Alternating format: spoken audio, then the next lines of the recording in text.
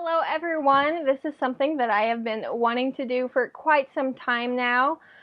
As some of you may know, I just finished the Miss Rodeo USA pageant. It was a wonderful experience, and before then I was wanting to do these videos beforehand. I did one that wasn't really exactly where I was going to go with my videos, but it was a good start to see how well the rodeo community would react to it, and they reacted well, luckily. So this is going to be something that I will do frequently.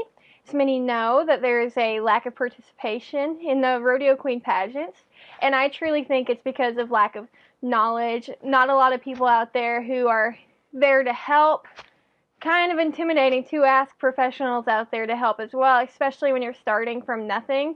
A lot of kids these days go to their internet for information, and there's just not anything out there for rodeo queens to learn how to get the job done. On YouTube especially, there's some articles, not that many, and I want to figure out a cost-efficient way for people who want to get into the rodeo industry to get the knowledge that they need, so that way it's a more accessible industry to get into, so that way you can be more successful.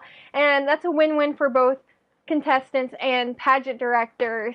The more girls means more sponsorship means more for the girls, and vice versa. It just keeps going, and it's never a bad thing to have a lot of competitors. So this is going to be something I do frequently. I plan on having a new video shortly coming up after this one based on responses. And this week I wanted to focus on something that I don't want to say I'm good at it, but it's something that I developed and taught myself how to do on my own. And I see that a lot of people, even my age at 20, going on into 30s, 40s, have a fear of doing. And that would be public speaking. And today I'm going to talk about growing confidence in yourself and how you public speak and how you present yourself on stage. So a lot of people are really scared of getting up on stage in front of a crowd, and that is something unacceptable in the rodeo queen community. To get up on stage, show your personality, and have no fear. Be fearless. At least hide that fear. I still get nervous going up on stage. You would never notice that, and it's not always been that way. I can get up on stage now and be fairly confident, work a crowd pretty well. When I was probably middle school, I couldn't even order ketchup from the fast food person. I was so scared and nervous to talk to other people, and I broke that cycle because I noticed that I was too scared to talk to people in the fast food line. And I was very ashamed of myself. I wonder why. Who is she? She is... Let's just take a moment to appreciate the fact that my shirt says "Hating me won't make you free." Woo, girl, get it. So, no reason why that girl had confidence issues. So I began to push myself past my comfort zone, and my comfort zone was about the size of this little box. I was stuck in this box, and I was not going to leave. It's the only box I had in my house. So to gain confidence in myself, I had to learn how to get outside of my box. And one of the very first things I did was I joined FFA as a freshman in high school. This is going to be so stereotypical until I get to the actual story. I joined FFA because my sister was in it, and she was very successful in it, and I wanted to surpass my sister because we had a pretty good sibling rivalry. Rivalry. I can't say rivalry. So I joined when I was a freshman, and we went to our first leadership conference. And on the bus to go to this leadership conference, I told myself, you are going to volunteer. You are scared, and you're going to get up there, you're going to be scared, and you're going to volunteer. And they separated me into rooms, so I was in a room full of complete strangers, nobody I went to school with, and they asked for 2 volunteers. I raised my hand, and when I went out into the hallway, they just said, do whatever they tell you when you go in. Alright. The first girl goes in, and I don't hear anything, and I'm like, great, wonderful. Guess I'm gonna die today. And it was my turn. So I go in, and I walk in, and the classroom is just going crazy. Hey, the adult in the room just looks at me and hands me a lemon.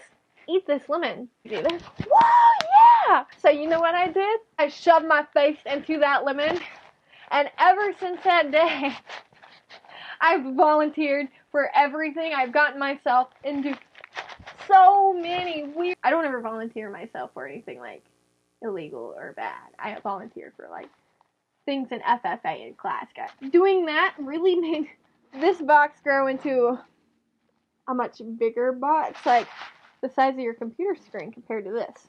And today I still try and get out of my comfort zone, push myself past that level, as you would say, and I keep surpassing my expectations of yesterday. So making a video, this is very scary for me to do. I don't like listening to my own voice, but this is something I wanted to succeed in, and I got over my fear. I'm pushing myself outside of my box that I'm comfortable in, and I'm continuing my self-growth, as someone would say.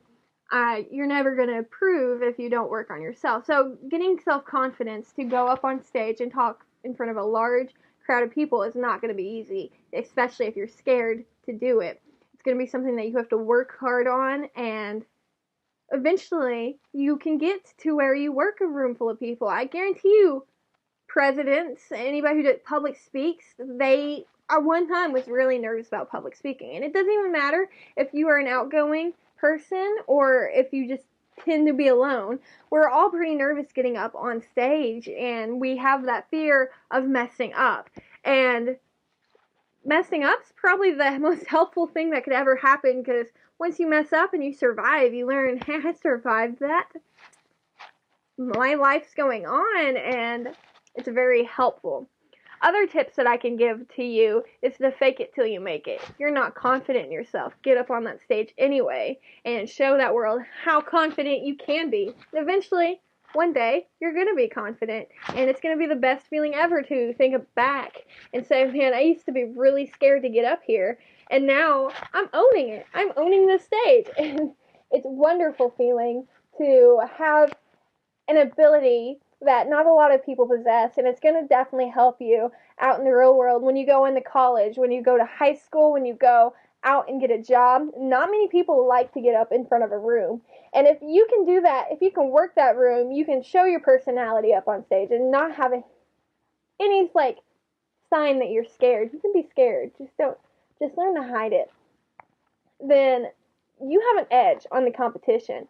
And a lot of people wonder why rodeo queening is important, and that's why it's important. It teaches you to be a people person. It teaches you skills that nowhere else can really teach you, and it's a very real world. Leave below in the comments future videos you would like to see. I have real world experience. I am just like you. I started off in Kentucky. No one here knows anything about queening. It is very rough for me to get my start, very intimidating. I've been where you've been. Leave below things that you want to hear about. I have collabs coming in the future. I'm so excited for this channel. I hope that you guys enjoy it just as much as you do. I hope little kids and older adults like it just like. So excited. I'm going to double wave because apparently that's my signature. Bye.